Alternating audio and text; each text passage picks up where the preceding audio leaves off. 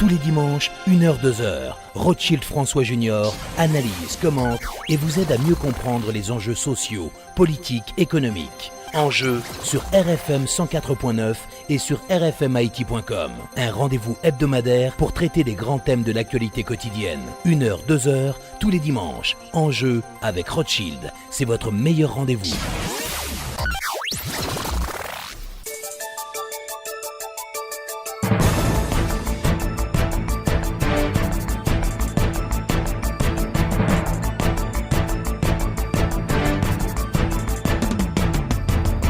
Bonsoir et bienvenue à l'émission Enjeu. Nous sommes à 22 jours de la tenue des élections du 9 octobre prochain.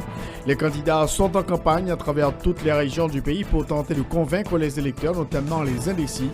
À cette émission, nous allons revenir sur l'évolution des campagnes électorales dans le pays avec l'historien Pierre Buteau, président de la Société haïtienne d'histoire, de géographie et de géologie.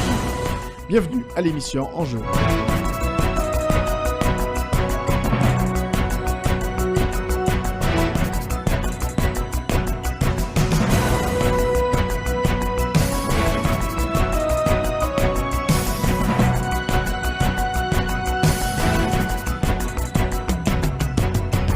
Comme annoncé aujourd'hui, on va parler de l'évolution des campagnes électorales en Haïti. Nous avons avec nous le professeur Pierre Buteau, qui est le président de la Société haïtienne d'histoire, de géographie et de géologie.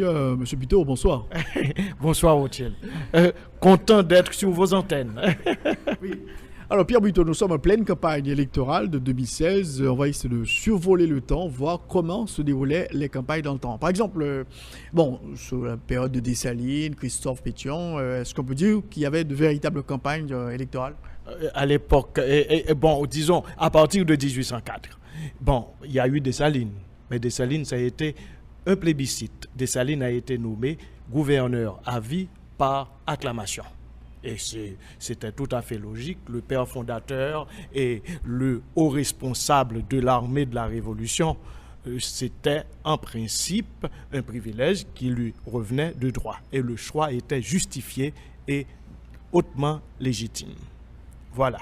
Et puis, pendant tout le 19e siècle, avec l'instauration de la République d'Haïti, déjà bien avant l'institutionnalisation de cette République, en décembre 1806, on a commencé avec ce qu'on appelle les opérations de trafiqués. Et puis, finalement, Pétion est devenu président de la République et la République, c'est les aléas d'histoire, a imposé pleinement son autorité sur toute l'étendue du territoire. Et on a eu 2 présidents à vie dans l'histoire de cette République d'abord, Alexandre Pétion, un père fondateur, et ensuite Jean-Pierre Boyer.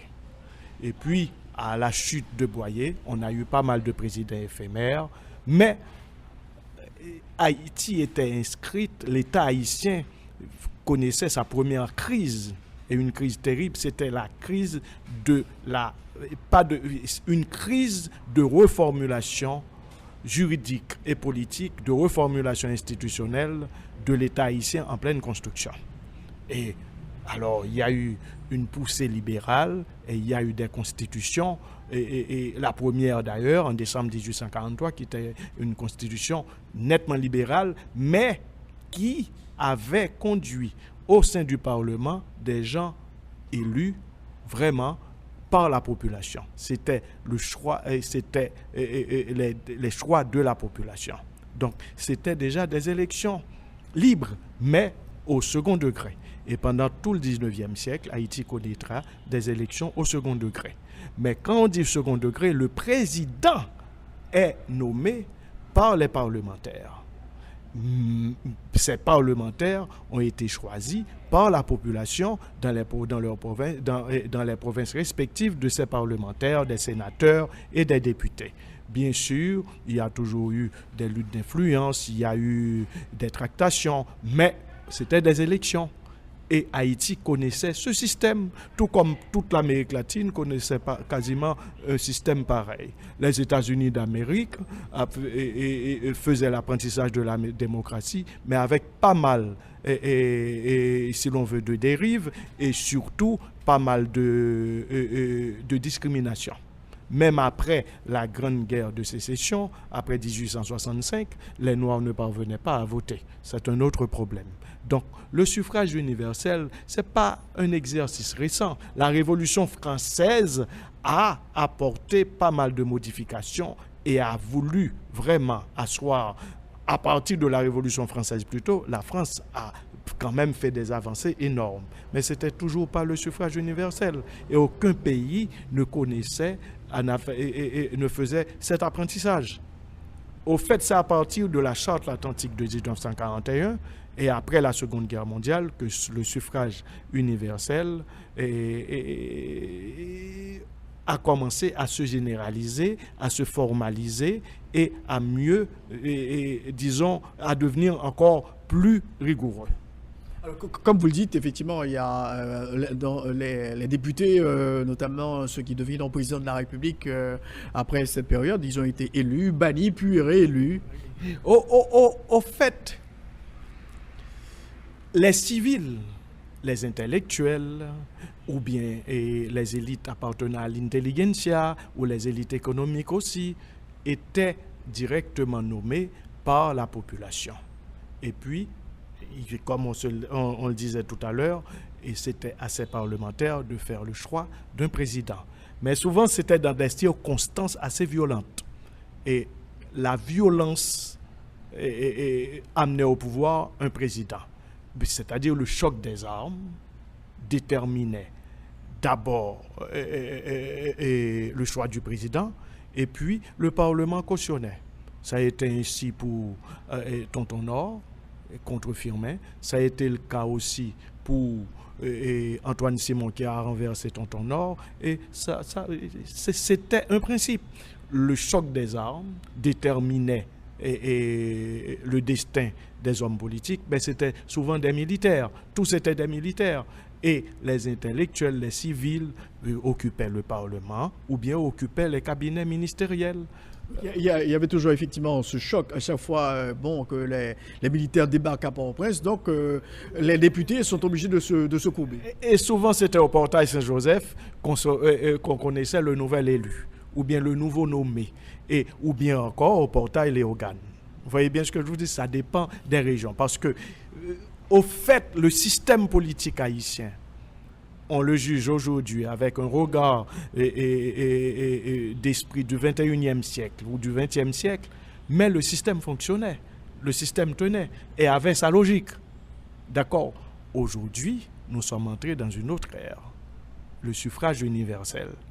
Et la démocratie, le régime démocratique, même aux États-Unis d'Amérique, on l'admet, c'est un régime foutrement, sauf votre respect, c'est un régime complexe, difficile, parce que il y a d'abord, ça fait référence à la conscience individuelle, puisque l'individu citoyen fait un choix. Mais deuxièmement, c'est aussi l'espace des tractations, des deals, comme on dit aujourd'hui. C'est compliqué, c'est difficile. Et un pays comme Haïti aujourd'hui, livré à ce système, Haïti ne doit pas sortir du cadre démocratique, mais il doit absolument trouver un cadre juridico-politique adapté à cette réalité-là pour que, au moins, ce système démocratique n'étouffe pas les énergies et, finalement, si l'on veut, ne bloque pas l'évolution socio-économique, socio-culturelle du pays. Alors, sous l'occupation américaine, donc les présidents, ça avait été dicté par l'occupant. Et l'occupant était beaucoup plus dictateur que les dictateurs eux-mêmes. Et on a toujours accusé Haïti avec ses nombreux coups de force, et ce pays était instable et tout, mais c'était inscrit dans la logique du système. Et Alain Tournier, le tout dernier président de la Société haïtienne d'histoire, signalait et faisait remarquer que l'occupation américaine a causé plus de dégâts que toute l'histoire politique d'Haïti du 19e siècle. Les coups d'État, les victimes des coups d'État ou des renversements de gouvernement, d'accord, eh bien, l'occupant a provoqué beaucoup plus de victimes en moins de 19 ans que tout ce siècle d'histoire qu'on a connu. Vous voyez bien, c'est effroyable. Et l'occupant s'est montré beaucoup plus dictateur que les plus féroces dictateurs d'il y a, par exemple, la manière dont Sudo d'Artignave a été choisi, la façon dont Rosalvo Bobo a été éliminé, les luttes incessantes du Sénat, du Parlement, ça va, contre la Convention, ou bien les dérives de Borno, Roussel, par rapport aux velléités démocratiques de la presse et aussi du Sénat et tout, c'est proprement effarant. Vous voyez bien, moi je crois que, j'en profite pour dire que l'occupation n'est jamais une solution. Aucune occupation ne saurait contribuer à l'épanouissement d'un peuple, au bonheur d'un peuple. Et moi je le dis, là, pas hors micro, la MINUSTAH, il faut qu'elle parte. Alors, on va y revenir tout à l'heure. Alors Pierre Buteau, on a eu les femmes ne votaient pas pendant une bonne partie, tout de suite après l'indépendance. Les femmes ont voté jusqu'après, dans les années 1950. Voilà, la politique n'était pas une affaire de femmes avant l'occupation. Et après l'occupation, les femmes ont joué un rôle plus actif à travers la société civile. Une multiplication de ligues, mais aussi la lutte des femmes, tant au niveau de la paysannerie, dans l'espace CACO, des rebelles qui luttaient contre l'occupation, mais aussi, si l'on veut, les femmes qui participaient à des meetings, à des manifestations. Et je pense là à la femme de Perceval Toby, qui a joué un rôle important lors de l'arrivée de la commission Forbes. Mais les femmes ont commencé à jouer un rôle à partir peu après l'occupation, peu après la Seconde Guerre mondiale.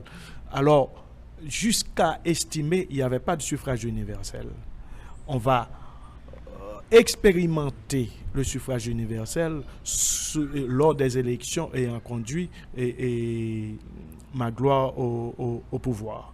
Et là, on pouvait, la Constitution autorisé à la Constitution de novembre 1950, l'une des rares constitutions à avoir établi, institué le suffrage universel, mais le vote n'était pas absolument, n'était pas inscrit dans la logique du suffrage universel, puisque les femmes ne pouvaient pas voter, mais en revanche, elles pouvaient être nommées et elles pouvaient être élues même à des postes électifs, la mairie et tout, mais elles n'avaient pas le droit de vote. Et ce droit de vote va se généraliser exactement lors de la campagne de 57. Et c'est pourquoi les premières femmes ont pu voter et il y avait le choix du François Duvalier, et Louis Desjoie, et Clément Jumel, Daniel Fignolet, et finalement, on a eu François Duvalier.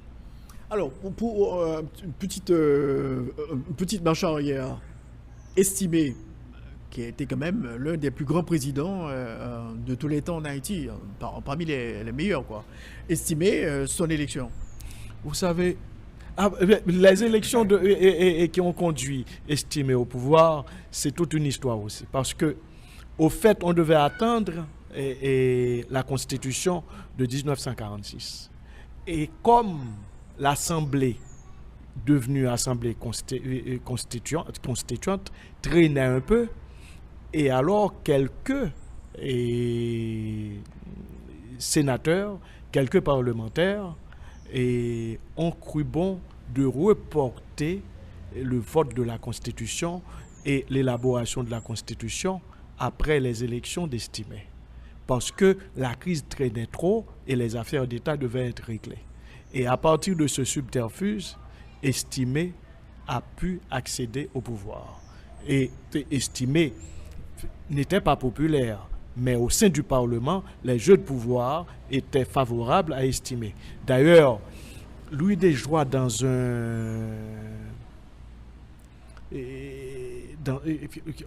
qui a fait une confession, avant 1946, il a confié à quelqu'un: je serai candidat à la présidence.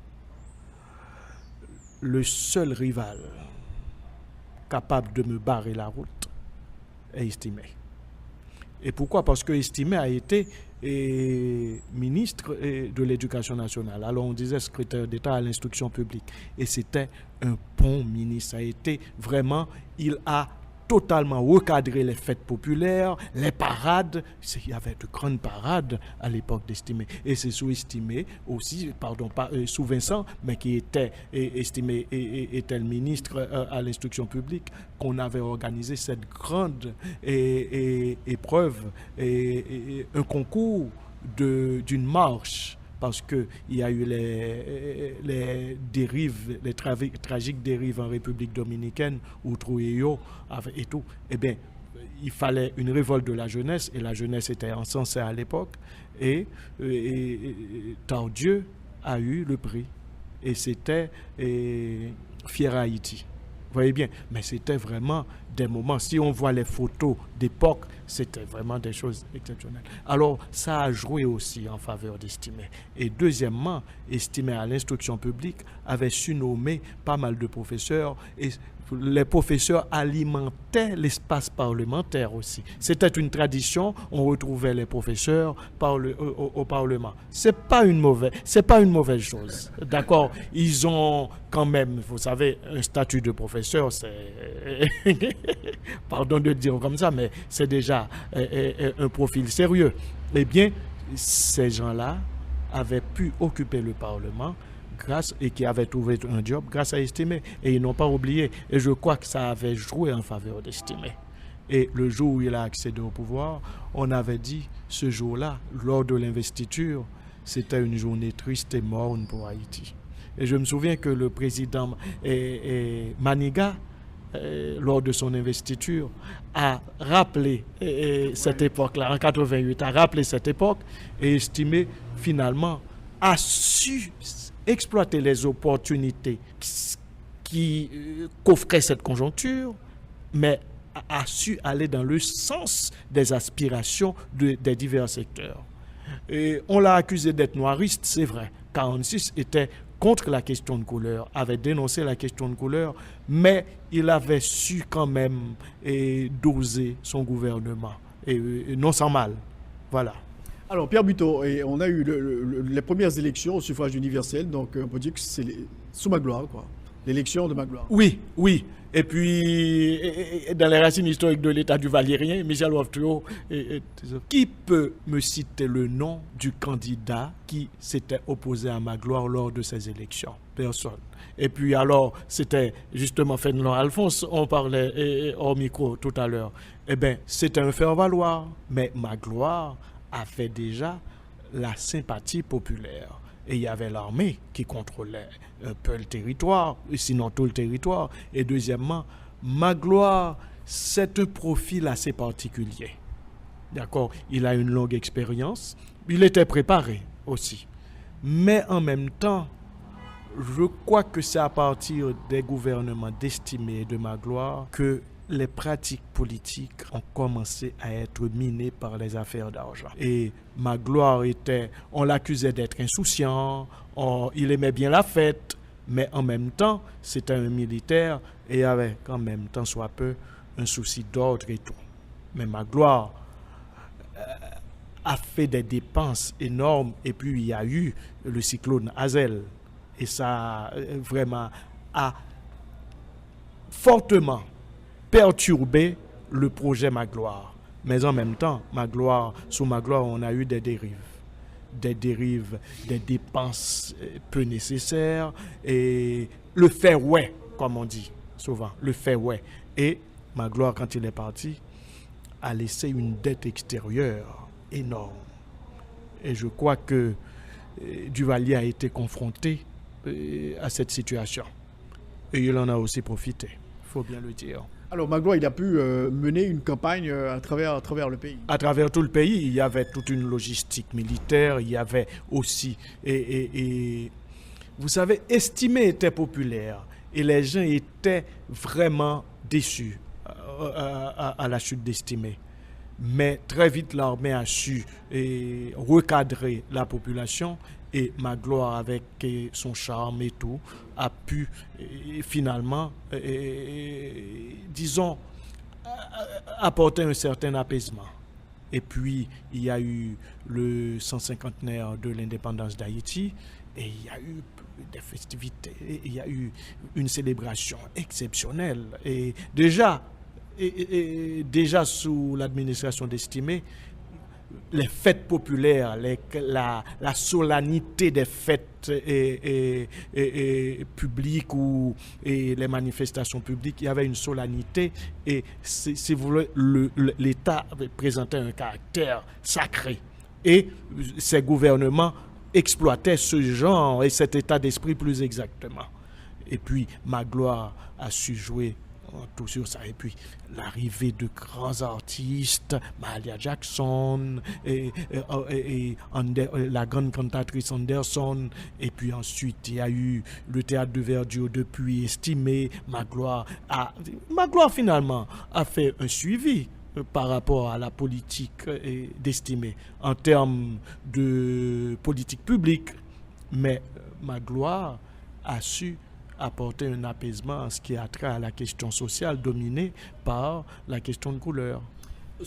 Pendant la campagne de Magloire, il y a eu aussi les radios. Il y a eu les radios, il y a eu les médias, les radios, mais il y avait des journaux aussi.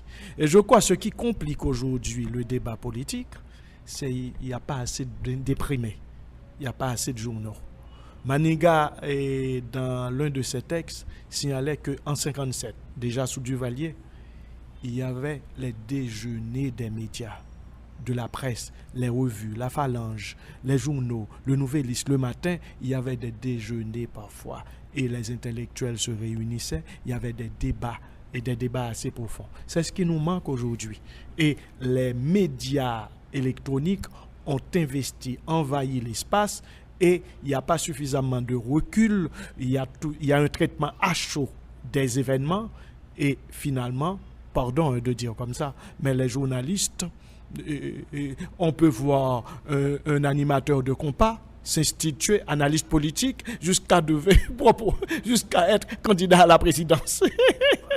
D'accord, excusez du peu, mais c'est énorme. Donc à partir de ce moment, les gens crient très fort et souvent ceux qui crient très fort ne sont pas nécessairement les plus sérieux. Hélas.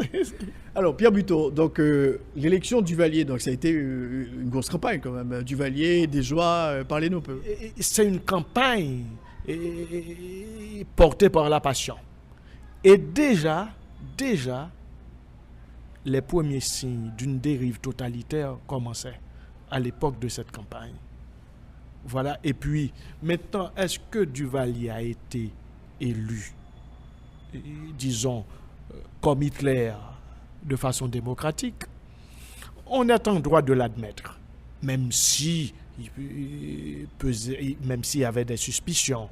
Et l'élimination de Daniel Fignolet, d'accord, qui ne comprenait pas trop la conjoncture, et puis la neutralisation de Jumel, et puis Desjoie qui déjà était neutralisé depuis le 25 mai. Louis Desjoie avait pratiquement perdu le pouvoir, ou bien les élections plus exactement, parce que le 25 mai, ça a été une fissure. Et les soi-disant ou les prétendus partisans de Desjoie, ce qui n'était pas absolument le cas, avaient perdu la partie. Et puis c'était l'ère Cantave, puis Québro. Alors à partir de ce moment, Duvalier avait fait, non pas forte impression, mais avait laissé une impression plus conciliante. Et il était l'un des rares à ne s'être pas prononcé sur le sort de l'armée peu après les élections. Daniel Fignolet a fait des déclarations assez maladroites et Louis Desjoie a été d'une maladresse inadmissible, incompréhensible. On nous dit qu'il n'avait pas de conseiller. Il parlait déjà du sort de l'armée et ce qu'il comptait faire de l'armée. Alors que Duvalier, au cours d'une séance, je crois que c'est un conseiller de Desjoie, je crois que c'est Delpo qui déjà avait écrit ses mémoires, il a raconté cette scène-là, où on invitait les candidats à se prononcer sur l'armée. Duvalier n'a dit mot, regardait la pointe de ses chaussures et disait « Le sang de l'armée doit être réglé par l'armée elle-même. » Pardon d'évoquer ce ton-là. Vous voyez bien ce que je vous dis. Et alors, à partir de ce moment, l'armée avait décidé. Il y avait quand même un discours de la part de Duvalier, discours de la part de Fignolet, discours de la part de Jumel, aussi discours de la part de Desjoie axé sur l'industrie, l'agriculture. Desjoie avait un discours bourgeois, mais n'avait pas de programme bourgeois. Duvalier avait un discours noiriste, mais n'avait pas de programme noiriste.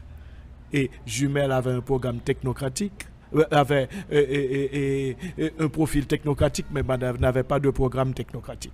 Il n'y avait pas de programme, en fait. C'est encore plus grave qu'aujourd'hui, parce qu'il n'y a pas de programme. Certains, un pays aussi marqué par la détresse et la misère, qu'un candidat se promène avec un hélicoptère, fait le tour du territoire avec un hélicoptère, on doit lui demander où il trouve autant d'argent. Et l'essence et tout, pardon d'introduire comme ça, mais il n'y a pas de programme. On parle de soleil, on parle de vent, il n'y a pas de programme, on parle de travail. Peut-être que Petite Dessalines a un programme, plus ou moins, qui peut être discuté et discutable. Déjà, le fait d'avoir évoqué Dessalines, c'est déjà beaucoup. On sent qu'il y a une inscription vers un programme à caractère collectif. On va parler de la campagne actuelle maintenant. Alors, cette campagne Duvalier-Desjoie, est-ce qu'il y a eu quand même, sur le plan technologique, de l'évolution? Comment ça se passait à l'époque? On organisait des meetings? Il y avait beaucoup de meetings. Il y avait des meetings à l'intérieur de la capitale, mais il n'y avait pas autant de gens. Hein. Il y avait peut-être, à l'accession de Duvalier au pouvoir, il n'y avait que 400 000 habitants à Port-au-Prince. Et puis ensuite, il y avait le rouleau de Daniel Fignolet qui était très populaire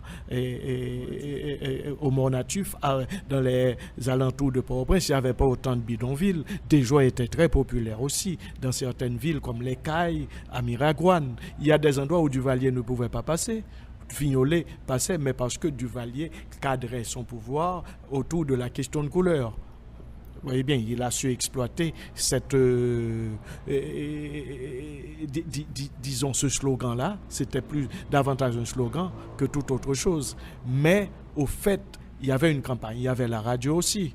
Et puis, Rodolphe Hérard, qui a fait 46, était un orateur exceptionnel. Et souvent, pour rivaliser Duvalier, qui n'était pas un vrai orateur, un véritable orateur, et puis qui parlait davantage français que toute autre chose, tandis que Daniel Fignolet savait rouler ses airs et dans la langue de Molière, et aussi dans notre savoureux créole. Et alors, on ne pouvait pas vraiment affronter Daniel Fignolet à ce niveau. Et puis, Duvalier s'arrangeait pour ne pas affronter Daniel Fignolet et envoyer Rodolphe Hérard. Antoine Rodolphe Hérard et Daniel Fignolet dit Duvalier, moi, un petit petit moins. Je peux l'apprendre, ni ça, les palais. Mais c'était vraiment, mais Fignolet déjà avertissait les gens à l'encontre de Duvalier parce que Fignolet connaissait, c'était de vieux compères. Hein? Et puis ensuite, ils avaient fait chantier, ils collaboraient dans chantier. Et Duvalier, qui a fait campagne au nom de l'estimisme, eh bien, le jour où on l'a annoncé que Estimé allait devenir président, il a piqué une franche colère. Il était contre. Et par la suite, il est devenu ministre du Travail d'Estimé. Et il a été dans... Estimé a eu des dérives en ce qui a trait à la répression. Il n'a pas toujours été démocratique. Eh bien, quand il y a eu la mise à sac au Parlement, eh bien, Estimé était un artisan de cette affaire-là. Et c'est ce qui va peut-être permettre à Magloire d'exploiter, à l'armée d'exploiter, ça va, et de déclarer que la situation est en train d'échapper au président. Il n'a plus le contrôle de la situation, mais François Duvalier a été un élément important dans la machine répressive d'Estimé. Concernant lui déjà, est-ce qu'on peut dire qu'il était trop sûr de lui, quoi, et trop sûr de la victoire? Il a été l'un des tout premiers à s'être déclaré candidat à la présidence. Et puis il avait une véritable machine. Et l'élite économique du pays, pour les 3/4, était derrière Louis Desjoie. Pas tous les mulâtres. Hein. Il y avait des mulâtres qui étaient jumellistes. Et il y en a qui étaient aussi duvalieristes. Et le discours de Duvalier était noiriste, marqué par des accents nationalistes, mais en même temps s'arrangeait pour satisfaire tout le monde. Rolf Touillot, dans les racines historiques de l'État duvalierien, c'est un classique, disait, lors de la campagne électorale, on était desjoyistes, ou on était fignoliste, et on était duvalieriste. Un duvalieriste était irréductiblement duvalieriste. Mais un desjoyiste pouvait voter pour Duvalier. Un fignoliste également. Parce que Duvalier avait fait la promotion de l'unité nationale et tout. Et à partir de ce moment, il y avait une sorte de discours subtil qui dénonçait, qui agressait, mais qui en même temps apaisait. Et c'est là que tout s'est joué. Alors, avec l'arrivée de Duvalier, fini les élections démocratiques, aucune élection pendant la période de Duvalier. Donc, il y avait quand même une élection où il s'est succédé à lui-même. Est-ce qu'on peut parler d'élection? Il y a les députés qui étaient élus. Il avait éliminé le Sénat de la République. On a eu une parenthèse quand même, le Rouge qui avait été élu. Sous la présidence de Jean-Claude Duvalier. Au fait, moi j'aime bien les objections qu'on nous a faites à ce propos. Mais le régime des Duvalier, c'était un régime totalitaire. Attention, pas fasciste. En termes techniques, ce n'est pas un gouvernement fasciste. Mais le fascisme, c'est un gouvernement totalitaire. Et il y a diverses catégories de régimes totalitaires. Le fascisme en est un. Pardon, mais on pensait qu'on ne pouvait pas avoir un tel type de régime dans un pays comme Haïti. Mais tous les ingrédients du totalitarisme, tous les éléments qu'on retrouve dans le tableau d'un régime totalitaire, que ce soit en Italie, que ce soit en Allemagne ou tout près de nous, sous l'administration de Trujillo, ces mêmes éléments recoupant le tableau du totalitarisme se retrouvent dans le régime de Duvalier. Et à partir de ce moment, la violence duvalérienne est devenue une violence totalitaire.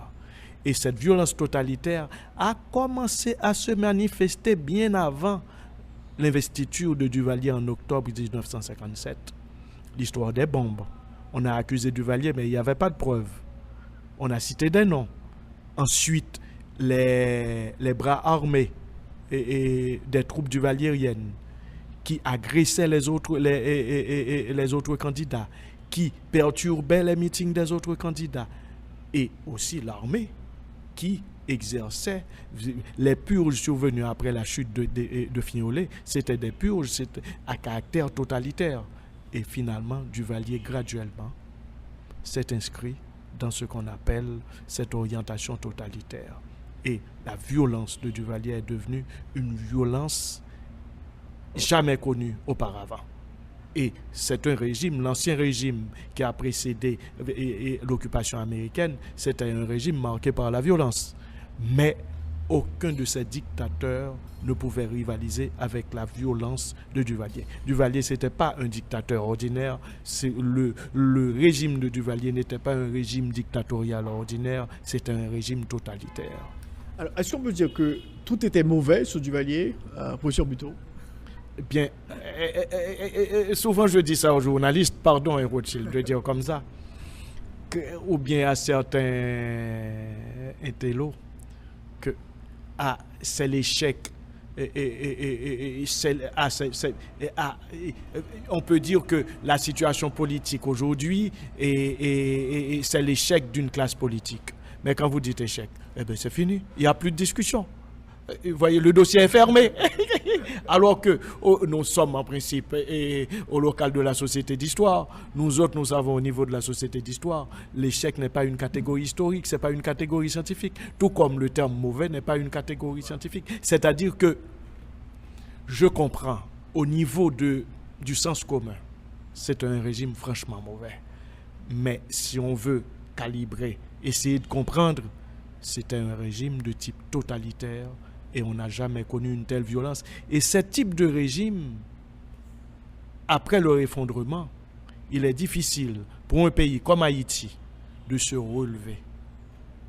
D'accord? De se relever d'un tel phénomène. Et ce qui se passe aujourd'hui, tous les problèmes qu'on a, c'est que au long règne des Duvalier a nuit énormément à l'entretien de personnel politique stable. Et à la chute de Duvalier, on est confronté aujourd'hui à une crise du personnel politique. Et avec l'éclatement social qui s'en est suivi et l'éclatement juridico-politique, parce que quand un régime de ce type, de cette nature s'effondre, eh bien, il faut recadrer les lois, il faut revoir les lois. Cette constitution qu'on nous a proposée en 1980 et le 87, 87, la constitution de 87, eh bien, ça dénote bien que les gens qui ont élaboré cette constitution n'ont rien compris au duvalierisme. C'est-à-dire que après l'effondrement de ce type de pouvoir, puisque Duvalier a totalement perverti les institutions, l'Église, le Nganta, l'armée et aussi les institutions publiques, comme toutes sont des institutions publiques, mais je dis surtout le Parlement, la Chambre, et puis les hommes politiques, la classe politique qui avait participé à la campagne d'avant 1957 ou de 1957, eh bien cette classe politique est partie en exil.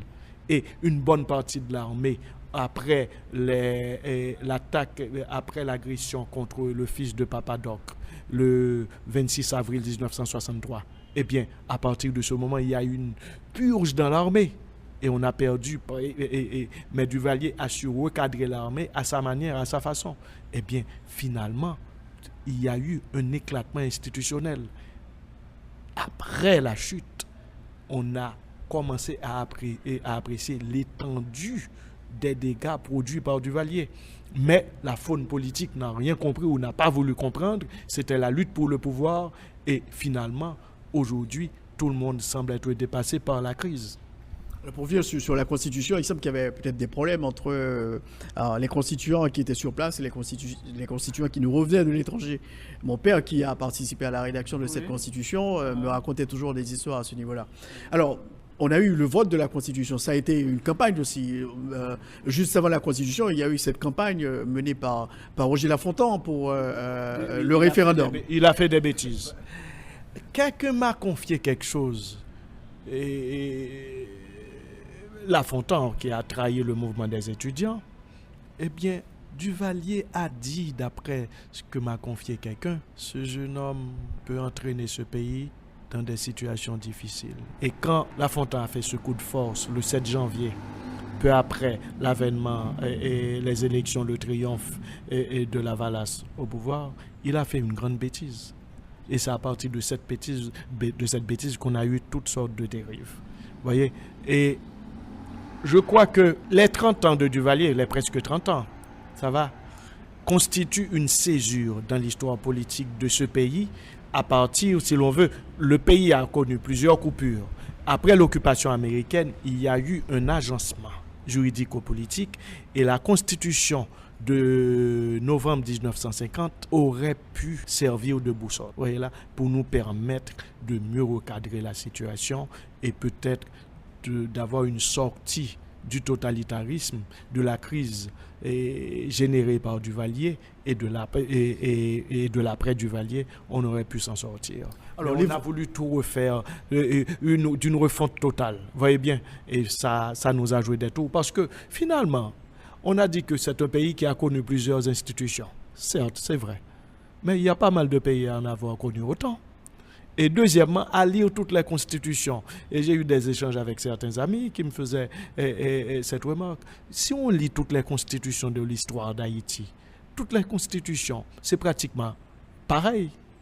D'accord? On retraduit, on recadre, et puis, mais la seule à établir une différence par rapport aux autres, c'est cette constitution qu'on est en train, disons, de manière assez scabreuse d'appliquer. Alors, Pierre Buteau, concernant les campagnes électorales, parce qu'on parle vraiment de l'évolution des campagnes électorales en Haïti, il y a eu les élections avortées de 1987, où Jean Gougal allait être élu président de la République. Ça a été une grosse campagne aussi. Une grosse campagne et qui ont connu un aboutissement mystérieux qui mérite d'être éclairci. Ça va? Et il y a des acteurs de l'époque qui sont morts, d'autres sont encore en vie, mais c'est déjà, disons, il n'y a pas assez de confidence, on ne sait pas trop bien ce qui s'est passé.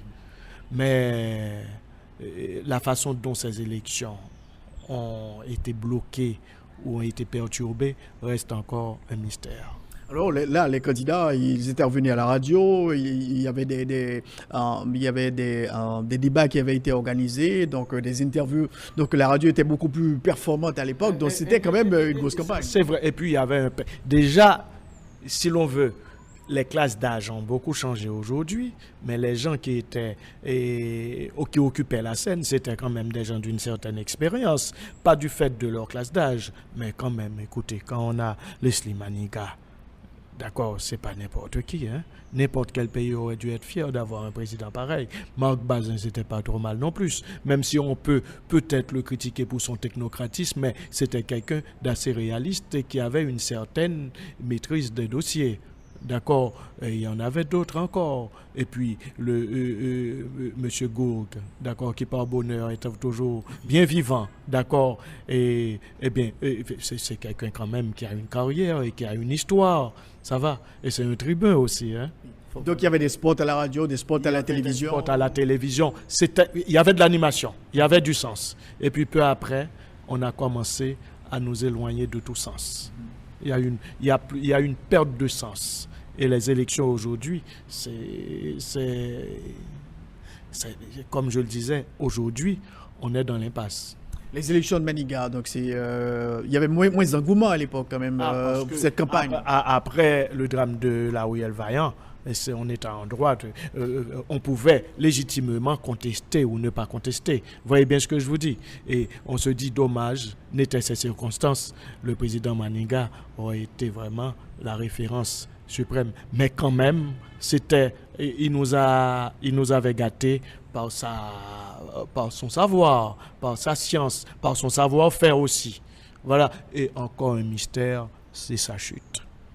Les élections d'Aristide, il y avait quand même des discours différents. Marc Bazin qui était candidat, Jean-Bertrand Aristide qui avait ce discours, Lavalas. Oui, mais vous savez, Lavalas, on ne comprend jamais son discours. Vous voyez bien ce que je vous dis, c'est du n'importe quoi.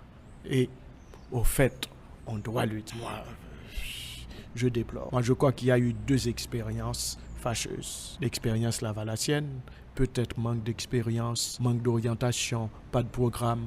Mais quand même, la tragique expérience de Lavalas a produit un effondrement du patrimoine institutionnel haïtien. D'accord, on peut être d'accord ou pas d'accord avec l'armée. Vous voyez bien. Et Duvalier, pour résoudre son problème, avait effectué une purge dans l'armée. Mais l'institution en tant que telle, vassalisée, comme on veut, était restée. On aurait pu trouver un moyen terme. Parce que un pays qui a une histoire avec l'armée, vous voyez bien, déjà les Américains nous ont donné un héritage de cette armée-là. D'accord ?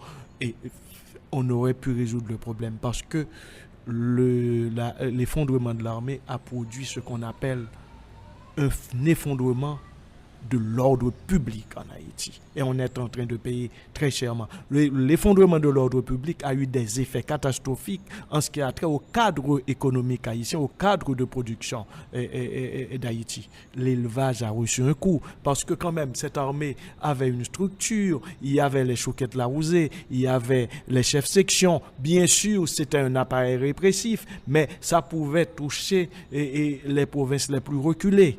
Et il y avait un semblant d'ordre, un peu d'ordre, et les maroulés pouvaient circuler librement et bien contrôlés. Tout était en principe contrôlé, les têtes de bétail étaient contrôlées. Et après l'effondrement de l'armée, cet ordre a disparu. Et aujourd'hui, la crise haïtienne, c'est la crise de ce qu'on peut appeler un ordre public. Il faut instituer un ordre public, non pas par la violence, mais par les lois, par la violence démocratique des lois. Alors pourquoi, selon vous, un discours aussi léger peut-il marcher lors de cette campagne électorale de 91, Pierre Buteau? Eh bien, écoutez, c'est comme pour Martin. C'est pareil, c'est-à-dire, c'est une autre expérience fâcheuse. Lui, cette expérience des 5 dernières années a totalement bouché les perspectives. La population haïtienne aujourd'hui est déboussolée. Parce qu'on confie à des amateurs, à des apprentis sorciers, le destin d'un pays confronté à une crise aussi complexe, une crise aussi difficile et particulière. Vous voyez bien, une crise d'État, mais pour la première fois. Si l'on veut, en 1843, il y avait une crise d'État, mais c'est une crise pour la reformulation de l'orientation de l'État haïtien dans sa construction. Aujourd'hui, c'est une crise, tout le monde l'admet maintenant, de l'effondrement de l'État. Mais il y a longtemps que l'État s'est effondré. Le totalitarisme du Valérien, en éclatant toutes les institutions, a produit l'effondrement de l'État. Après le départ de Jean-Claude Duvalier, c'était l'effondrement de l'État. Et on n'a pas su apprécier. Et si on ne résout pas cette crise d'État, l'État, c'est le premier artisan de l'ordre social. C'est le premier artisan de la structuration sociale. C'est l'État qui doit, en principe, structurer la société. Mais pas que l'État. La société, à travers les institutions de la société civile, a pour devoir de structurer la société aussi. Et aujourd'hui, nous sommes devant une catastrophe sociale énorme. D'accord? Et c'est pourquoi les discours les plus élémentaires, les discours... Moi, j'ai vu des candidats à la présidence de faire rien qu'un geste comme ça, ou bien de faire venir un orchestre, ou bien, je ne sais pas, les groupes compas maintenant. Et voici, tous les chanteurs se mettent à faire de la politique. Ils sont devenus députés, sénateurs et tout. Mais à chaque spécialiste, sa spécialité. Mais lors de la campagne électorale de 91, Aristide est arrivé, je crois, dans certaines villes. Je vous aime, voilà, c'était le discours. Et puis c'est tout. Il n'y avait pas de discours. Parce qu'on n'a pas besoin de discours. Il suffit, il y a un élan émotionnel. Mais c'est surtout le caractère aussi de ce projet politique. Vous voyez bien ce que je vous dis. C'est-à-dire, c'est un projet politique qui n'avait pas de programme. J'entends aujourd'hui les gens parler de programme et ils disent, il faut que ce pays produise, on va donner du travail. Maintenant, j'aimerais leur demander, pourquoi ce pays ne produit pas? Et pourquoi ce pays ne produit plus comme il produisait autrefois? Qu'est-ce qui s'est passé? Si on ne sait pas ce qui s'est passé, si on ne connaît pas la nature de la crise qui nous a conduit à cette situation, si on ne se pose pas la question, mais pourquoi la pauvreté s'est accentuée? Pourquoi ce pays ne produit plus? Vous voyez bien ce que je vous dis? Attention, la communauté internationale a fait énormément de bêtises aussi. Et elle a aggravé à chaque intervention, et tout récemment, avec ces interventions intempestives, l'Union européenne et tout, ils ont fait de graves sottises, de graves dérapages, et ils ont contribué aussi à accentuer la crise. Vous voyez bien. Et puis, la crise haïtienne, la crise a surpris Haïti, la crise haïtienne a surpris ce pays au moment où l'ordre international changeait d'orientation.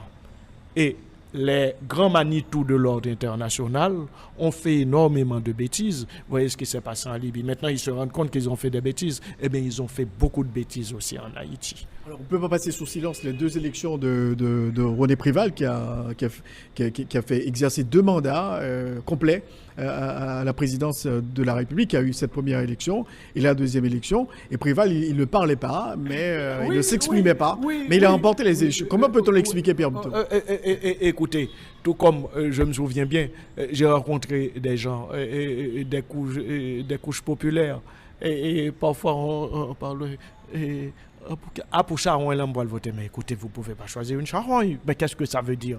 Ah, voilà. Eh bien, maintenant, il faudra noter au niveau des couches populaires, les représentants des couches populaires, les gens des couches populaires votent toujours dans le même sens. Vous voyez bien? Et c'est toujours un plébiscite. Et finalement, c'est parce qu'il y a un problème aussi. Un problème, c'est-à-dire que cette population extrêmement défavorisée est en total désarroi. Et alors, parfois, le vote des éléments des couches populaires, c'est un vote sanction. C'est-à-dire, je déteste ce pays, je déteste les prétendus riches, je déteste les riches, je déteste tout le monde, je déteste les politiciens. C'est un vote de détestation. Et oui, c'est mauvais. C'est-à-dire, il y en a même qui disent qu'il faut revenir au suffrage au second degré. Je ne pense pas. Moi, je crois qu'il faut un travail sérieux. Et il y en a qui disent, la situation haïtienne, c'est l'échec des partis politiques. Non, les partis politiques, on a besoin des partis politiques et ils nous ont sauvés souvent. Et je trouve qu'ils font un travail efficace à chaque crise. d'accord, à chaque fois qu'on nomme à la tête du pays ou qu'on élise à la tête du pays ou qu'on élit à la tête du pays un apprenti sorcier, eh bien c'est les partis politiques qui nous sauvent des dérives de ces apprentis sorciers. Alors, concernant les campagnes électorales de ces dernières années, donc on a vu le poids de l'argent dans l'organisation d'une campagne électorale. Il faut beaucoup d'argent pour mener une campagne aujourd'hui. Il y a les nouvelles technologies de l'information et de la communication qui ont joué un rôle important avec l'élection de Michel Martelly. On a eu beaucoup d'argent dépensé sur René Préval. Donc, l'éthique et l'argent deviennent incontournables aujourd'hui dans les campagnes électorales. Il faut qu'on redevienne sérieux. C'est-à-dire Haïti. L'ensemble des Haïtiens, toutes catégories sociales confondues, vivent au-dessus de leurs moyens. Attention, le cadre, la structuration globale du pays nous oblige à vivre au-dessus de nos moyens. Et avec la décote de la gourde, ça s'est aggravé. Mais en même temps, les Haïtiens, sur le plan mental, il y a un changement de mentalité énorme. Le président Maniga, l'historien en tout cas, en parlant de la crise haïtienne, parle d'une crise de transition. Crise du passage d'une société traditionnelle à une société moderne. Écoute Rothschild, ça fait pas trop longtemps. Je suis plus vieux que toi, mais quand même. Tu te souviens, à Miragouane, j'ai des attaches à Miragouane aussi. Et quand tu vivais, les gens vivaient modestement et les gens vivaient en accord avec leurs moyens et ensuite avec les besoins, avec ce qu'on appelle, ce que le pays, en accord avec les ressources de ce pays. Aujourd'hui, tout le monde a des rêves et exige d'Haïti des choses impensables. Les ressources d'Haïti sont trop faibles. Haïti est devenue plus pauvre qu'elle ne l'était il y a 30 ans, voilà 40 ans, voilà 60 ans. Mais dans ces cas, si vous n'avez pas d'argent, vous ne pouvez pas remporter une élection. En principe, il y a un esprit pratique. Les Haïtiens, et puis il y a une crise aussi au niveau de la mentalité. Les Haïtiens ont une perception de l'argent que n'avaient pas leurs grands-parents, ni leurs parents. Et c'est une crise sociale. Vous voyez bien, écoutez bien. Une pauvre petite dame qui touche un maigre salaire et qui, avec son mari, elle attend un enfant et le couple décide que cet enfant-là doit naître aux États-Unis d'Amérique. Il y a une crise sociale énorme et elle n'a pas d'argent, elle s'arrange, parfois elle prête de l'argent ou bien le couple prête de l'argent. C'est une folie pour se préparer parce que c'est une logique aussi, une logique de distance sociale par rapport à ce pays. Vous voyez bien, il n'y a plus de nation. C'est quoi une nation? C'est naître ensemble. Accepter de naître sur la terre. Vous voyez bien ce que je vous dis? Donc, dans leur tête, il n'y a plus de nation. Mais attention, dans 30 ans, ils voudront que cet enfant-là, le couple, en tout cas, ils voudront que ce couple voudra que cet enfant devienne président. Vous voyez bien? Il y a un drame social et il faut qu'on redevienne sérieux, c'est-à-dire que la campagne est financièrement, coûte trop d'argent. Financièrement, ça coûte trop d'argent. Et j'ai appris, la Valace me faisait ce coup-là. Il y avait, à la veille, 2 jours avant les élections, un avion qui tout noyait dans le ciel et larguait des photos, etc. Mais c'est de la folie. Comme Haïti. Haïti ne peut pas se payer de telles folies. Ou bien j'entends que tel candidat circule et voyage en hélicoptère, va de commune en commune et se vante d'avoir fait tout le tour du territoire en hélicoptère. Mais ça veut dire quoi? Avec quel argent? Parce que le CEP et les institutions publiques préposées à cette tâche ne font pas un contrôle sérieux en ce qui a trait aux dépenses. Voilà. Donc selon vous, le poids de l'argent dans la campagne électorale, ça gêne un peu, ça entrave les candidats qui pourraient avoir un discours porteur, un discours, je vais dire, révolutionnaire un peu. Pourrir les élections. Et d'ailleurs, ça permet d'acheter aussi les pauvres électeurs. Écoutez, un pauvre air qui n'a pas mangé ou bien qui a des problèmes d'argent, on lui offre de l'argent, mais il ne peut pas résister. Je crois qu'il y a aussi, depuis bientôt 50 ans, en ce qui a trait au système des valeurs, il y a un pragmatisme qui prévaut en Haïti. L'esprit pratique a remplacé l'esprit critique. Et justement, l'esprit critique n'existe pas. Et à partir de ce moment, toutes les institutions, ou publiques, étatiques ou privées, deviennent fragiles. Moi, je crois que la presse, les représentants de la presse sont marqués par cette fragilité extrême. Et puis, ils sont noyés dans le présent. Ils sont noyés dans le présent et certains se positionnent. Il y a, à mon avis, je crois, il y a des propriétaires de médias qui n'ont aucun contrôle sur leurs journalistes. D'accord ? Parce que le média a une ligne, mais la direction ne peut pas contrôler les journalistes. Vous voyez, et a perdu le contrôle. Alors, concernant l'actuelle campagne électorale, comment vous la voyez, Pierre Buteau ? Assez complexe. Moi, je crois qu'on est confronté à une situation qui est la suivante. C'est des élections décisives pour certains secteurs politiques. Et ceux surtout qui ont des héritiers. C'est-à-dire, c'est une question de vie ou de mort. Si j'accède pas au pouvoir, tout le secteur s'effondre. C'est le cas pour Lavalas, c'est le cas pour PHTK et c'est peut-être le cas aussi pour Vérité. Et bien sûr, la paix. C'est-à-dire, peut-être que la paix va survivre, peut-être, et Petite Dessalines, qui est un tant soit peu franc-tireur, lui n'est l'héritier de personne. Il n'est ni Lavalas, et moi je parle en toute objectivité. Mais le fait d'avoir évoqué en ces temps aussi difficiles et confus le nom de Dessalines, c'est déjà pas mal. Et le fait de se réclamer du socialisme et de la gauche, c'est déjà pas mal. Parce que certains diront, mais c'est quoi la gauche ? Vous voyez bien, aujourd'hui, la gauche haïtienne a deux tâches. Et ça a toujours été le cas des pouvoirs progressistes dans ce pays, depuis Dessalines. Deux tâches.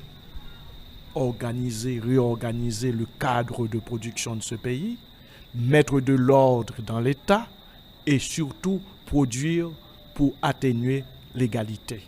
La gauche, c'est un projet de correction radicale de la distribution de richesses. Or, il n'y a qu'un seul candidat à avoir proposé d'abord une réorganisation. Peut-être, c'est pas toujours très clair, mais je regarde ça avec sympathie, de loin en tout cas. Je regarde et je dis, au moins lui, bien sûr, il y a les préjugés qui, bien sûr, alimentent et tout un chacun par rapport on peut avoir toutes sortes de perceptions, mais aucun des candidats n'offre un projet à caractère collectif. C'est-à-dire, ce sont des projets qui s'inscrivent dans l'incertitude. Et gros gens comme devant. Il faut mettre fin à ce désordre-là. Et il faut penser à renforcer les institutions haïtiennes. Je n'ai pas de programme. Je ne suis pas un homme politique. Et il faut penser à instituer un ordre public dans ce pays. Parce qu'avec Lavalas, je me dis, bon, la gauche est au pouvoir et ça va marcher. L'armée était le cancer, donc il faut déraciner l'armée. Et c'était pas la gauche, ça. Écoutez, je prends les cas de l'Amérique latine. Et l'expérience qui m'a paru la plus intéressante de toutes ces expériences, en ce qui a trait à la gauche, c'est l'expérience de Kirchner, Christina et Nestor. Vous voyez, ils ont su exploiter les opportunités et tirer l'Argentine. Mais l'Argentine, c'est un pays solide, institutionnellement, c'est un pays solide en ce qui a trait aux ressources disponibles. Vous voyez bien ce que je vous dis? Moi, je crois que ça a été une expérience sympathique. Mais en ce qui a trait à Lavalas, non, il n'y avait rien de gauche. Bien sûr, la gauche, moi je dis souvent, la gauche haïtienne s'est trompée. D'accord, parce qu'il y avait des gens sérieux quand même dans la gauche haïtienne. Jean-Pierre Charles, c'est pas n'importe qui, hein. Ah, Michel Hector, c'est pas n'importe qui. Vous voyez, et tant d'autres, vous voyez bien, ils se sont trompés. Et Lavalas a continué dans ses errements. Vous voyez bien ce que je vous dis? Mais c'était pas, écoutez, comment voulez-vous qu'un programme de gauche ait pu contribuer au démantèlement du patrimoine institutionnel haïtien et à accélérer tous les garde-fous, tous les segments, l'effondrement de toutes les digues qui soutenaient la production haïtienne et qui soutenaient la société haïtienne?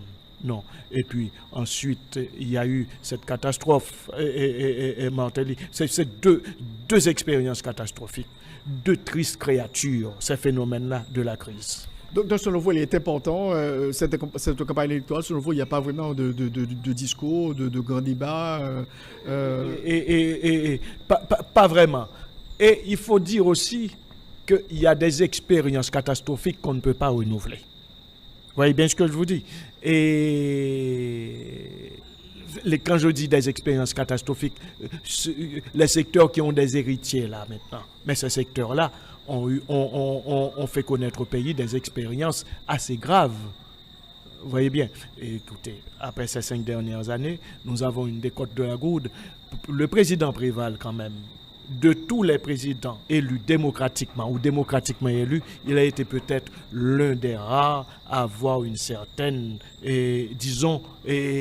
prudence et à diriger avec sagesse. Et son bilan n'est pas trop catastrophique, sinon pas vraiment.